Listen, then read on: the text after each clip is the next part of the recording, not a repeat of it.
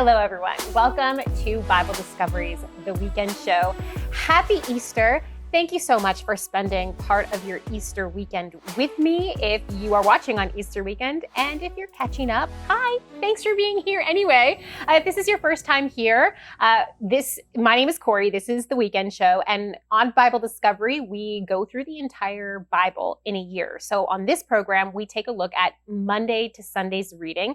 And I recap Monday to Saturday's reading, because Sundays we read the Psalms. And as I go through the recap, if you've read it, you can test your memory. And if you have fallen behind in the reading plan, I can get you caught back up. And then at the end, we discuss your comments and your questions that you leave for us, mostly in the YouTube comment section. But if you're listening on a different app or watching on television, then we also take questions and comments from our email as well. If you don't have our email and you want it, go to BibleDiscoveryTV.com. All of our contact info is there for emails. I said we today. Matlock is not with me, but as I discussed last week, I have a special guest today. It is my mom. Hi, Mom. Well, hello. Thank you so much for having me. Thank you so much for being here. So to me, she's Mom, but for you guys, this is Janice. If you are not a viewer of The Daily Show, obviously, if they watch The Daily Show, right, they're going to know who you are. Right. Well, thank you so much for having me here. And as Corie has said, happy Easter. Thanks for joining us. Yeah, it's really exciting. I love having Matlock on too, but I love having different guests on, and it kind of brings a little bit of freshness, a little bit of spice, you know? I know. Switch it up.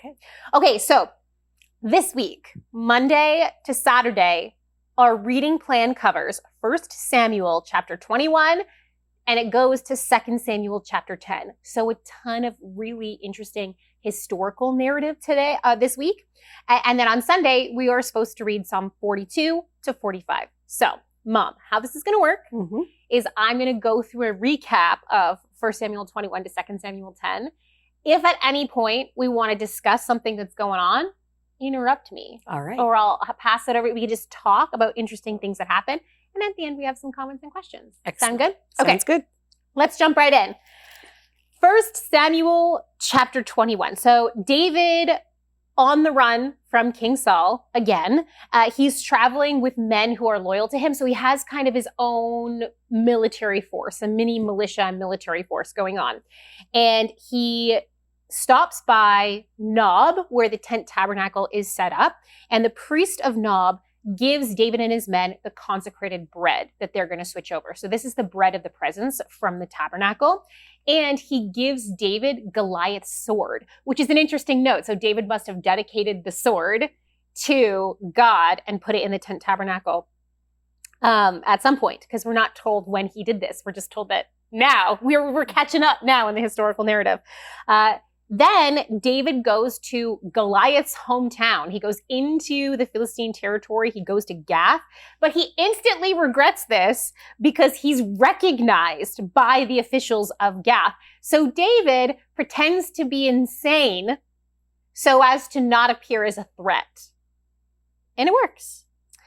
In 1 Samuel chapter 22, David's brothers and his father's entire household come to David while he's living at the cave of Adullam. So history has moved on here. He's living in a cave. This was likely not because they were loyal to David necessarily and super thrilled with everything that David was doing, but for safety, because they're related to David. Saul's trying to get David. It's better if they go in hiding too. We're also told that other men who were in trouble with Saul or who were generally unhappy with Saul's reign came to David as well. And we're told that number is 400 men. So we also see David going into a different foreign territory, over into Moab, to visit the Moabites. And he makes a deal with the king of Moab to allow his parents and their family to stay in Moab. Which, if you'll remember from the book of Ruth, Ruth was David's great-grandmother, and she was a Moabite. So David may have been able to appeal to his Moabite heritage in order to secure this deal for his family. All right, so we're also told that David is moving around based on the advice of the prophet Gad. which I found to be really interesting. So he's not just moving around based off of intel, it's actually based off of prophetic words from God. We also are told in this chapter the horrible massacre of the priests of Nob ordered by King Saul. And not only just the priests working in the tent tabernacle, but he also goes in the village of Nob and kills everyone in the village as well, which is terrible. We're told that there was one priest who did escape. His name was Abiathar, and he goes and lives with David.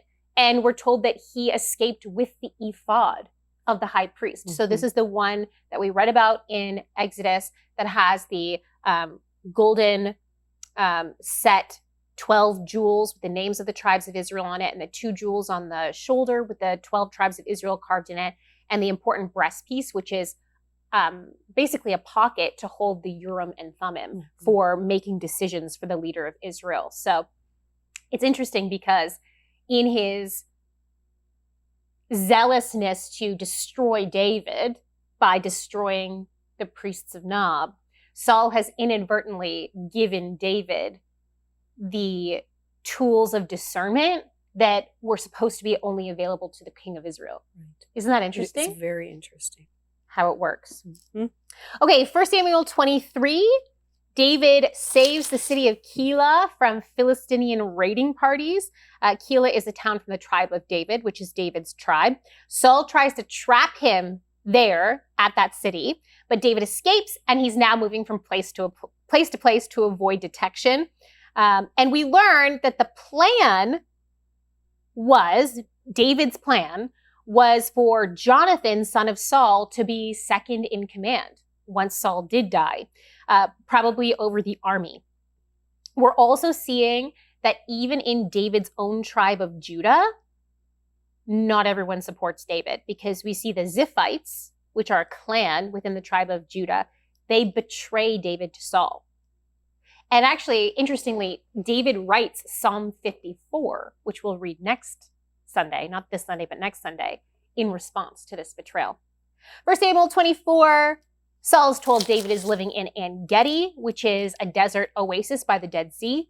Everyone knows this story from Sunday school. Yes. Saul goes into a cave to relieve himself. My boys think this is hilarious. But David and his men are in there, back in the cave, and David won't let anyone hurt Saul, but he decides to cut off a part of Saul's robe, which symbolized his authority as king. Clothing was very symbolic, especially of authority figures. And David does regret it. He ends up calling out to Saul, and he promises that his hand will never touch Saul. And he swears that he will never kill Saul's family, which he ends up doing good on. Yes. 1 Samuel 25, the prophet Samuel dies and is buried in Ramah, his hometown. And then we see this really interesting incident with Nabal and Abigail. So these are wealthy and powerful Calebites, meaning descendants of Caleb, who we know from the Bible. And they live around Hebron. Now, Nabal clearly supports Saul and is very anti-David. He refuses to help David and his men, but this was culturally unacceptable because David and his men had already helped out Nabal and his shepherds. And now David was asking for hospitality in return, and he was rejected, which was extremely insulting. But Abigail intercedes, and David changes his mind on killing them all. Wow. It's like for us in our culture, we read this and I find we go, well, that escalated very quickly. Yes. But in that culture, it was very normal. And just a little side note here, this Nabal he wouldn't even address David by his name, David. He used son of Jesse, which interestingly, people may or may not know that was actually it was a diss to be called the son of Jesse. It was disrespectful to use that term rather than David. Yes. Yeah, because everyone knew who David was. He was this war hero. Yes. At this so point. Instead of naming him and calling him David by his name or even acknowledging, because in verse 10 of 25, you see, then Nabal answered David's servants and said, who is David and who is the son of Jesse? They're just like, who is that? We don't know who that is, that son of Jesse. So it's actually, he's really dissing him there. Yeah, like, I don't recognize your authority. That's right. At all. No authority. You're just a regular son of Jesse. And he also makes, I'll see if I can find it. He also makes an allusion to servants disobeying their masters, which is also a slight at David, because he's telling David, he means you, David, like, you're rebelling against your master. You're but a servant. You think you're amazing. And this is supposed to be a really super happy time. This shearing of the sheep. It was like a huge, big celebration, like harvest time would be for farmers.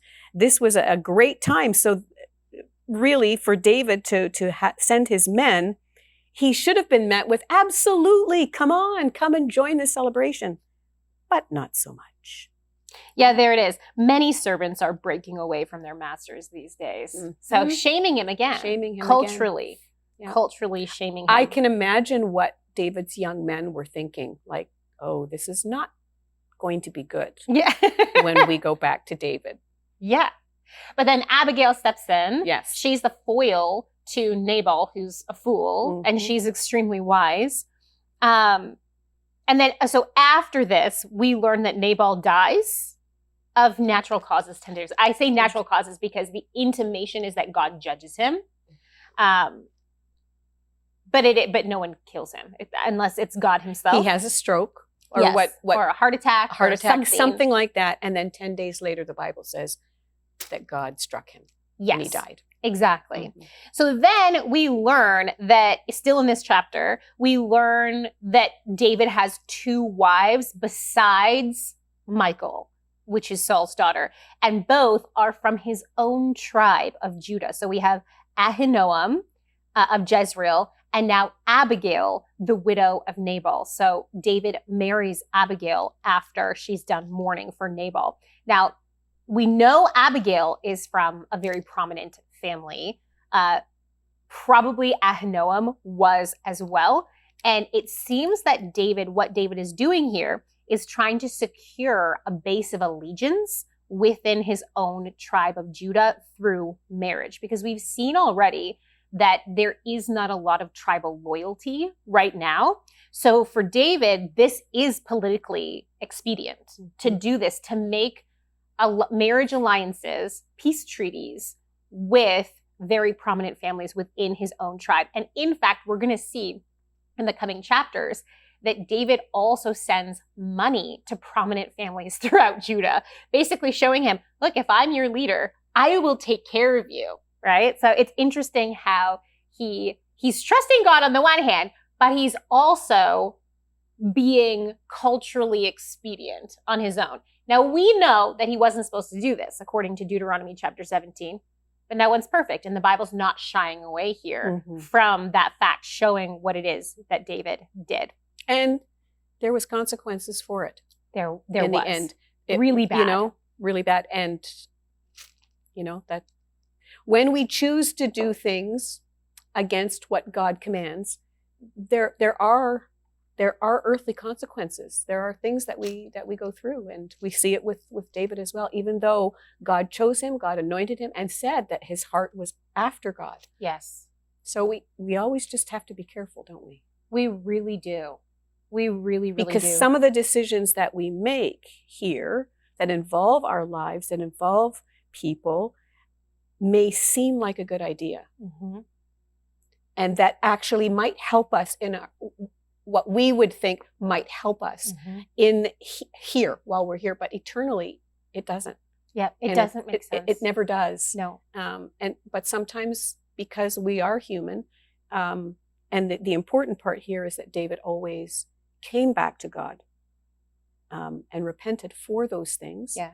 And that's the changer in someone's life, is to always have that humble and repentant heart. But he did pay for the decisions that he made. Yeah, and there's going to be some pretty hefty consequences for building his family the way that he did, even though the purpose for him wasn't necessarily family building. I've seen people argue that David was just trying to have a lot of kids, and that kings multiplied wives to have a lot of kids. That certainly was one of the reasons, but it wasn't the main reason. The main reason was political alliances, getting military power, getting monetary backing. That was the main reason. And having a lot of children in a time where a death rate was very high was a bonus from that, but it certainly was not needed. And especially in David's case, his children end up killing each other later on. So, which was something that also happened regularly. So more kids doesn't necessarily mean more options for the throne. It often means more death and more warfare. And we just see that throughout history. It's pretty brutal. Okay, 1 Samuel 26, the Ziphites, part of his own tribe, again oust his location, or leak his location to Saul. And David and Abishai, who is David's nephew, sneak into Saul's camp, military camp, as he's chasing David, while they're all sleeping. And they steal Saul's spear and water jug, which my boys also think is the coolest thing ever. And then they confront Saul. So they call out, "Hey, Saul, look what I got." And we see Saul, it's so sad. We see Saul oscillating so much where he can be reasoned with. Like David reasons with Saul, and Saul's like, "Oh, you're right. You're not trying to kill me. I'm sorry. This is horrible. I'm bad. Like, this is bad. I repent. I'm sorry." And then almost immediately after switches back to, "I hate you." And we've seen this since David was anointed to be king, because it says in 1 Samuel that the Spirit of God left Saul and a tormenting spirit came on him. And so David getting, I've said this before, but David getting a front row seat to that consequence obviously had lasting impact on David. When we see David's great sin of murder and adultery in Psalm 51, David will cry out, "Oh, remove not your Holy Spirit from me." Because he knows what that means. And it drove Saul insane. And that's what we see. That's what we're seeing here in Saul. Okay, 1 Samuel 27, David and his men get their families. They go back to Gath, and they are given the Philistine city of Ziklag, which becomes an Israelite city within the Philistines' territory. They live there for 1 year and 4 months, and as they're using Ziklag as their home base, David and his men are raiding Philistine territory and killing everyone so no word gets back to the Philistines. And David lies to the Philistine king, and he's telling the king that he's actually raiding Israel. So he's building this false sense of loyalty to the Philistines. 1 Samuel 28, the Philistines go to war against Israel. We see Saul using the medium of Endor, sometimes called the Witch of Endor, to summon Samuel's spirit after his normal methods of communicating with God are exhausted. So he's tried inquiring of the Lord, he's tried prophets of God, and he's tried the Urim and Thummim, and which he doesn't have anymore. So he can't exercise that right, because Abiathar has that when he escaped to David. But so he's tried inquiring of the Lord, and he's tried prophets of God, and it hasn't worked. And Samuel's message, when Samuel's spirit appears, is that Saul is going to die tomorrow and David is going to be the king. In 1 Samuel 29, the Philistine commanders send David home because they don't trust Israelites to fight Israelites. That was a good idea. That was a good idea for the Philistines.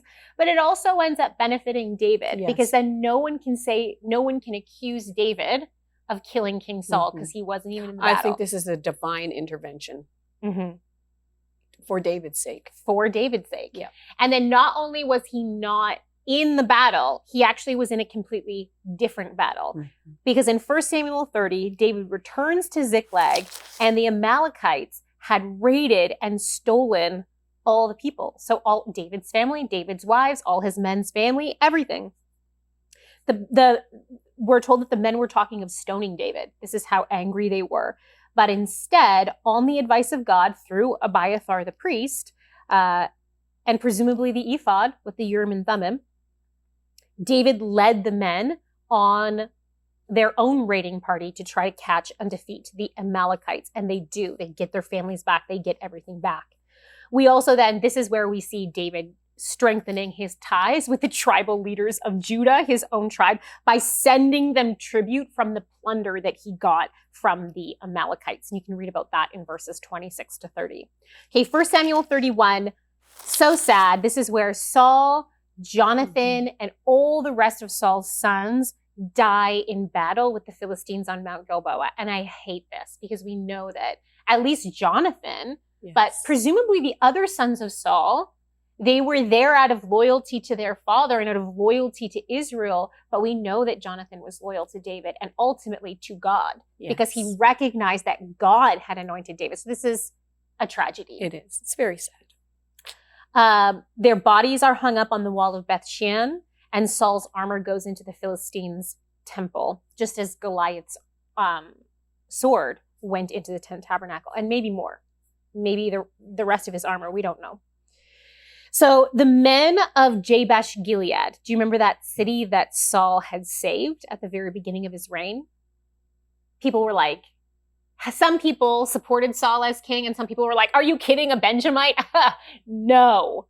But then Jabesh Gilead was attacked, and Saul saved Jabesh Gilead, and then all of Israel then backed Saul. So it's the men of Jabesh Gilead, the city that Saul saved out of desperate circumstances. They are outnumbered.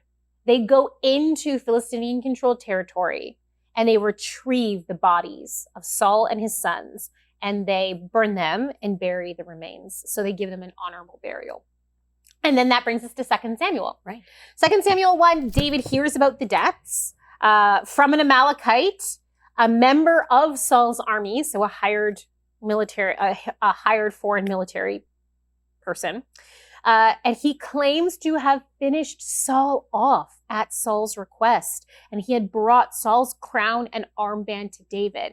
Culturally, an honorable thing to do, but not within Israel. Not within Israel. David executes the man for killing Saul and mourns for Saul and certainly Jonathan. not with David, who had the opportunity many times to kill Saul and always claimed, you must not kill the Lord's anointed. Mm-hmm. We wait for God's action. It will be God who determines that. So this was not a good idea for this Amalekite. He has two things going against him. He's an Amalekite. Yes.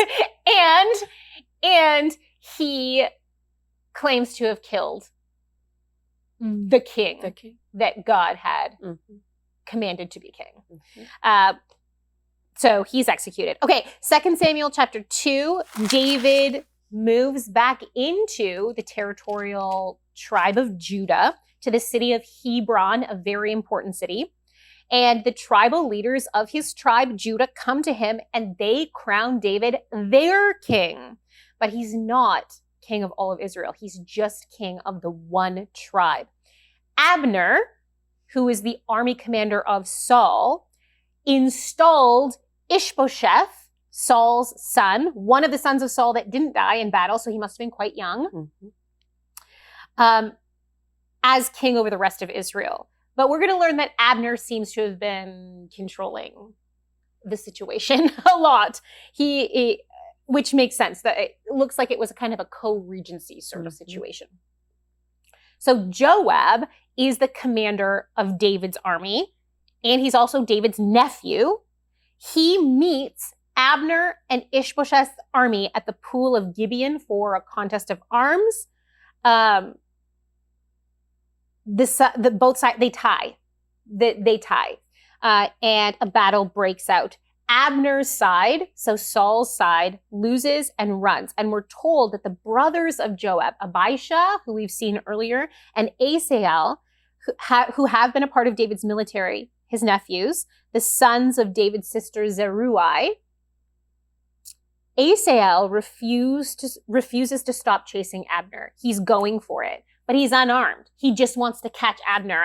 I don't know if he wants to just prove that he can. There's something going on here culturally that I'm not 100% sure of, but he wants to prove that he can catch Abner. But Abner kills him unarmed, which is very unhonorable. You're not supposed to kill someone who's unarmed. And the battle is ended because everyone can't believe that what has just happened has happened. And it was a brutal way as well. It's awful. Terrible. Awful. 2 Samuel 3, We learn of 4 more wives of David. Come on, David. But it is what it is. The first 2, Ahinoam and Abigail, again, seemed likely to secure relationships within his own tribe. The next one is a princess of Geshur. Her name is Maacah. And Geshur was an important territory within Israel that was not taken in the conquest. So this, I think it has to be seen as a marriage alliance with the Geshurites because she was the princess of Geshur. We only know the other wives' names, Haggith, Abital, and Eglah. We don't know anything else about them. But this is going to become ironic. We talked about this earlier, but 2 Samuel 3 specifically talks about the strength of David's house increasing and the strength of Saul's house decreasing. But we're going to see this strength in David's house, meaning the numbers of his family, is actually going to turn into his fatal flaw, his Achilles heel, his weakness in the end. Okay, we learn that over in Saul's house, Abner, the military commander, had been strengthening his position, otherwise known as trying to take over power. He's called out by Ishbosheth, Saul's son, the king, the quote-unquote king. The king's like, "What are you doing, Abner?" Abner then defects to David, but David's like, "Yes, you can come back to me, but on one condition. Bring me my first wife, who is now somebody else's wife. Bring me Michal." He had won her, by the way. Yes, he had won her. From Saul. Mm-hmm. But this is clearly political. This is not romantic. We can't be reading our Western eyes into this where we're like, look, he just loved her. No, he had other wives, many other wives at this point.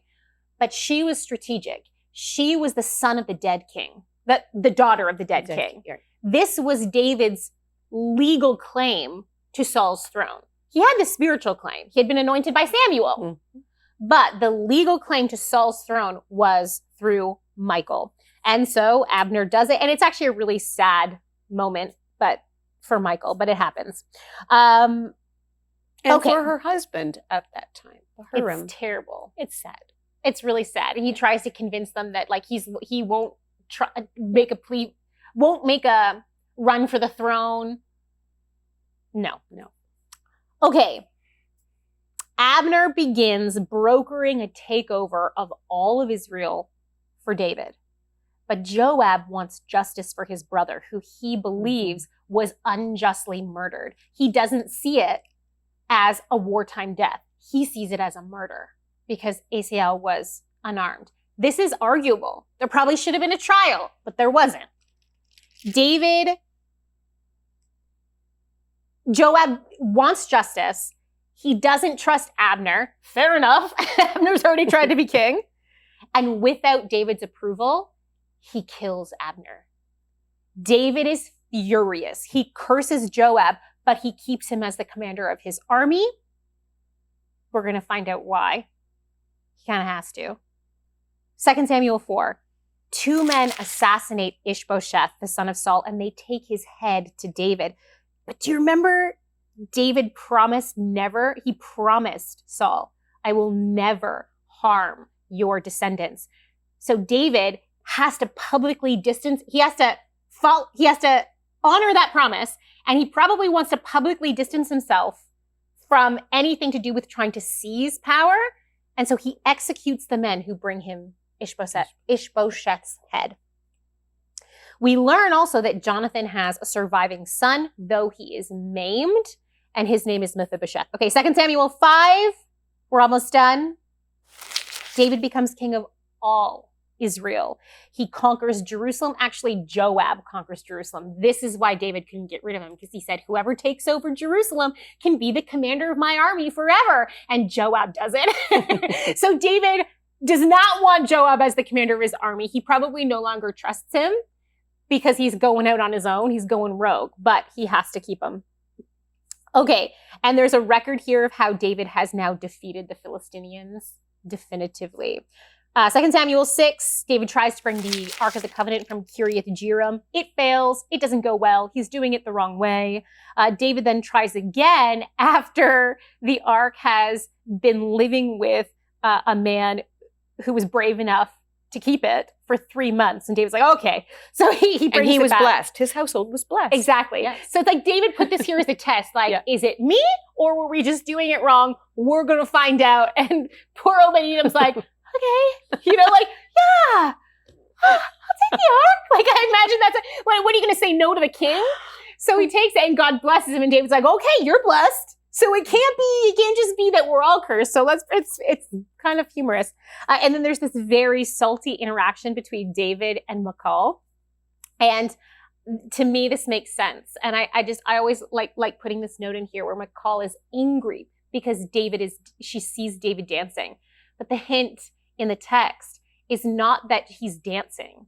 She's not mad that he's dancing. He's wearing a linen ephod, meaning he has taken off willingly the symbol of his kingship, the crown of Saul, the armband of Saul, the royal robes. He has humbled himself before God and the people, but he stole Michal away from her happy life for that kingship. She was mad because he so quickly took off the thing that he stole her for. You see? Mm-hmm. You wanted the kingship enough that you took me from my husband, you took me from my family, and now you just take it off to dance before the Lord? Makes sense from a human standpoint. From a human standpoint. But she missed the plot about authority. The king was not the ultimate authority. God was the ultimate authority. And remember how Saul, when he was trying to kill David, the Spirit of God overpowered Saul and made Saul strip. God made Saul take off the kingly garments in his presence. David watched that happen. So David willingly takes off the kingly garment to dance before the Lord. Isn't it interesting? Verse 21, 22. So David said to Michal, it was before the Lord who chose me instead of your father and all his house to appoint me ruler over the people of the Lord over Israel. Therefore, I will play music before the Lord, and I will be even more undignified than this, and will be humble in my own sight. So basically, Isn't it interesting? Very and then there's a interesting. note in the text that some people have said God cursed Michal because it says she didn't have any children. Yes, verse 23. But I want to put this before you. She was married to David before, no children. She was married to another man, no children. She was already barren. But I think the point in the text is that the politically expedient thing that David should have done would have been to try to have an heir with Michal, because then it would have been David's line and Saul's line and united the country behind the bloodline of Saul and David. That would have been smart. So David could have gone to the tabernacle and begged God for a son from Michal, and God could have opened her womb. But instead, David was like, we're done here. We're done. We're not trying to make an heir. We're not doing this. I think that's what's intimated in the text. I think as well. I agree. I could be wrong, but that would be what I put before you. Okay, 2 Samuel 7, David wants to build a temple. God says, no, you're a man of war. There's blood on your hands. Your son will do it. Then there's this Davidic covenant. God says, I will build a house for you, an everlasting dynasty, a bloodline of kings. 2 Samuel 8, there's a record of David's military accomplishments, how he stored up precious metals to build Solomon's temple, and there's a record of his officials. 2 Samuel 9, David honors Jonathan's surviving son Mephibosheth. He gives him all of Saul's land and he has him live in Jerusalem and eat at the king's table with the king's son. So he effectively adopts Mephibosheth as a prince of Israel. 2 Samuel 10, the king of Ammon dies. So David had a working relationship and alliance with the king of Ammon, so he sends envoys to extend peace. But the new king doesn't see it this way. He thinks they're spies, so he humiliates them. David sends Joab and the army to fight against Ammon, and they win. And then we also see David lead a battle against the Arameans, and that wraps up our reading this week. A lot, eh? Lots going on. Lots going on. Okay, I have a comment from Randy. Randy says, love you guys. Have been watching the Hembree family since 1992. Oh, wow. Life lessons. Goodness. Grandpa Ron. Robin, your auntie. She was so young doing barnyard cartoon animal stuff. I reminded your dad a few years back about your auntie Robin doing the cartoon barnyard thing, and he replied, LOL. I bet he used to tease her about it as youngsters. Probably. My Aunt Robin is awesome. She's so awesome. Actually, her and Uncle Eugene have a YouTube channel. They do. I'll post it in the comment section of this video. I will link to their YouTube channel. They do Sunday services. And she has very good genes. She would have been in her mid-20s at that time because she was a mama at that time as well. So yes. Yep. Yeah. Lots of fun. Lots of fun. Okay, Kelly asks, do you know how many altars were built after Moses died? I'm talking about altars to God, not idolatrous altars. Thank you. So I don't know how many exactly. I don't think we can know exactly, but I can give you a few. We know that Joshua built an altar on Mount Ebal. You can read about that in Joshua chapter 9. Joshua chapter 8. And then we know that there were several other altars. I'm flipping to 1 Samuel 7 here. Samuel, the faithful priest of God, this is hard for even me to wrap my mind around, was a frequent user of the high places in Israel. It's hard for us to wrap our minds around this because all throughout Kings and all throughout Chronicles, the kings of Judah are evaluated by whether or not they tolerated the high places. Yes. So if they tolerated the high places, they're bad. That's evil. If they tried to destroy the high places, that's good. So we're used to reading these so that when we see Samuel, this prophet and judge, this faithful man of God, being this frequent user of the high places, it can be disorienting. Mm-hmm. But in 1 Samuel chapter 7, listen to this. Samuel continued as Israel's leader all the days of his life. From year to year, he went on a circuit from Bethel to Gilgal to Mizpah, judging all of Israel in those places. But he always went back to Ramah, where his home was. And there he also held court for Israel, and he built an altar there to the Lord. So he's not using the tent tabernacle altar. He's not going to the tent. I mean, he probably used it, but he's not using it exclusively. He also made an altar in Ramah. And then we go to 1 Samuel 9, and I'm going to take you to verse 12, where Saul has met Samuel now, and Samuel's instructing Saul all these different places that he's going to go, and we learn that there are multiple altars at multiple high places that were dedicated to God. So they're not idolatrous at this point. Someone says to Saul, the people have a sacrifice at the high place. As soon as you enter the town, this is Ramah. So we know that Samuel's altar was associated with a high place. You will find him before he goes up to the high place to eat. And all throughout this chapter, it says he's going up to the high place and making a sacrifice and eating. 1 Samuel 10, we learn that Bethel has a high place, meaning it also has an altar. Samuel says to Saul, you will go on from there until you reach the great tree of Tabor. 3 men going up to worship God at Bethel will meet you there. And if you drop down to verse 5-6, after that you will go to Gibeah of God, where there is a Philistine outpost. As you approach the town, you will meet a procession of prophets coming down from the high place. And skipping down to verse 6, the Spirit of the Lord will come powerfully upon you, as you meet them. Mm-hmm. So these are not idolatrous places of worship yet.